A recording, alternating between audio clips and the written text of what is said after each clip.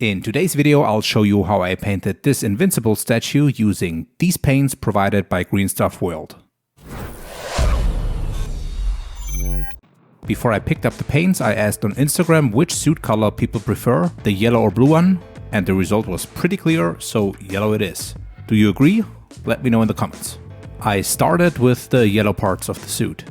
To make the yellow stand out, I first primed those areas white. But when I got to the head sculpt, I realized that it wouldn't work. I had to paint the skin first, otherwise masking later would be a real pain.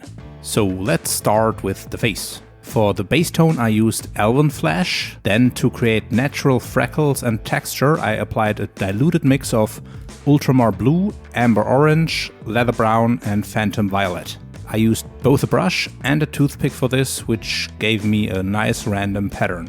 Next I softened the look by mixing Elven Flash with Nuclear White and some Master Medium. This made the skin paler and more transparent, which toned down the freckles. The important part here is not to overdo it. You want to keep the skin texture showing through. After that I applied thin washes of red, blue and yellow, adjusting the intensity each time until I was happy with the skin tone. By the way, if you want to print this model yourself, which was sculpted by Estuardo Alvaro, a link is in the description. For the lips, I mixed Elven Flash with red and a touch of Leather Brown.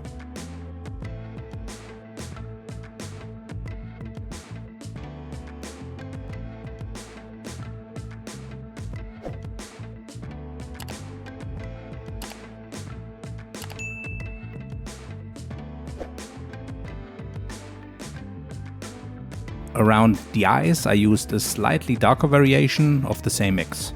For the eyeballs themselves I painted them with parchment mixed with Master Medium. With the skin done I painted the mask with Cyber Yellow. In the recessed areas I shaded with Ochre Desert. Then reduced the vibrancy further with Ancient Sepia Wash ink to give it a weathered look. For the eyes I applied my eye decals.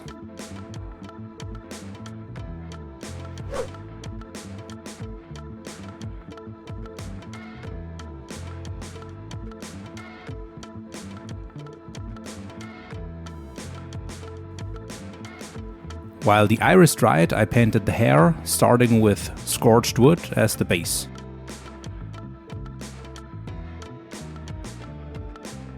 I shaded it with Atramentum Black Wash.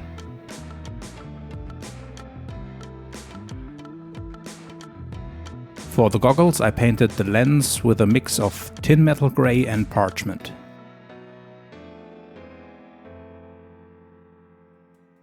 Then dry brushed highlights using a mix of Steampunk Copper and the base color.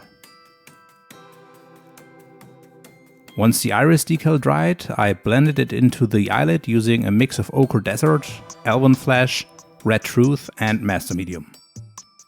Finally I painted the eyebrow with a lighter brown, which completed the face. With a mix of dark beige and black stallion I painted the trim.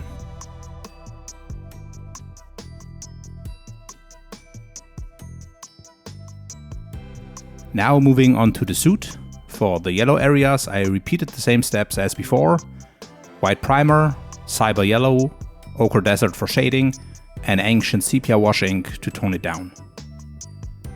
For the blue sections I started with Arctic Blue, but it turned out too bright. I switched to a mix of Arctic, Summersea and Ultramar Blue through the airbrush and finished with a layer of Aether Blue wash ink.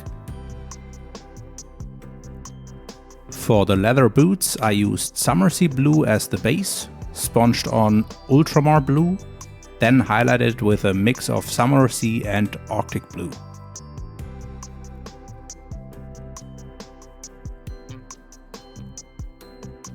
The knee pads were painted with a mix of Anthrax Metal and Summersea Blue.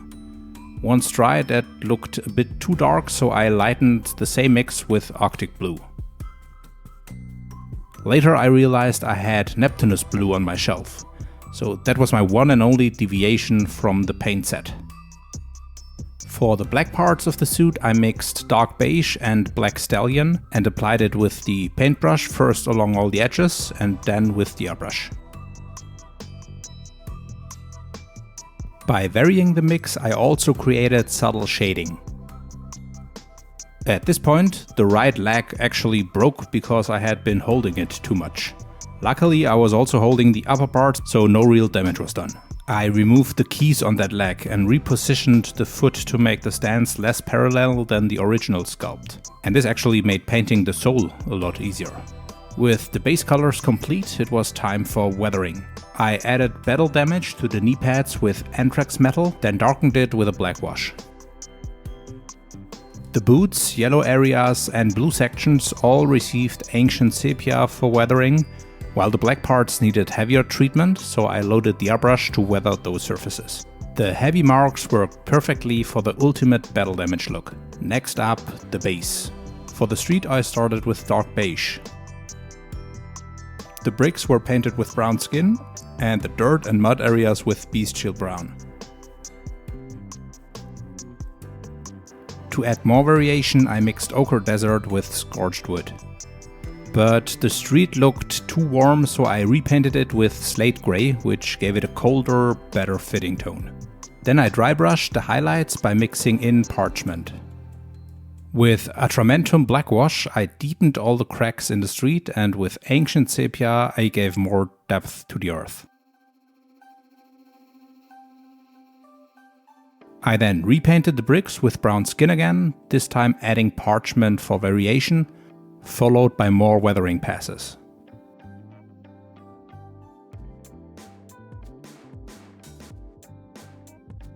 Now it was time for the traffic light. I painted the main body with a mix of amber orange and cyber yellow and used matte black surface primer for the light covers.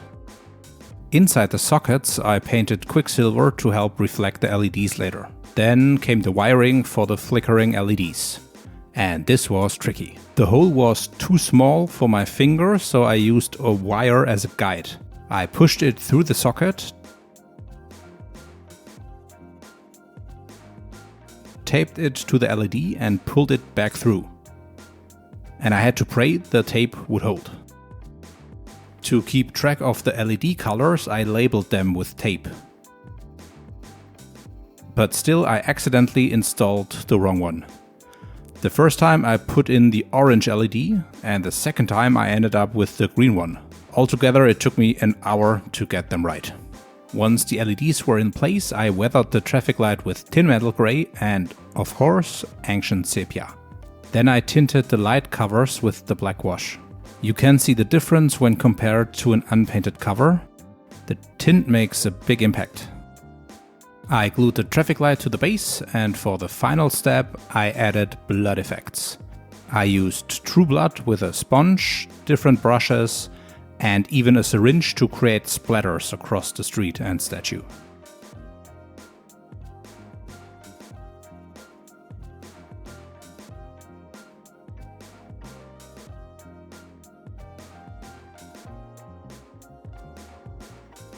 And with that, the project was complete. Now let's check out Invincible in all his glory.